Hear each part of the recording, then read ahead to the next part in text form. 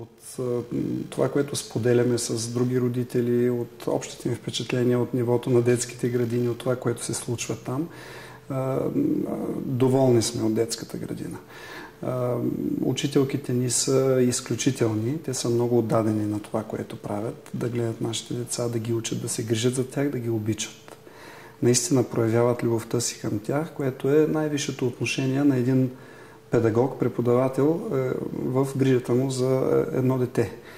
И личи си всеки ден. Просто децата си ги обичат.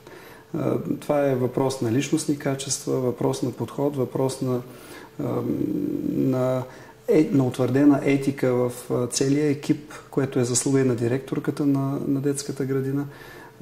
И когато възникнат каквито и да е въпроси, те са готови да ги решат в полза първо на децата. И това се усеща наистина в така вече година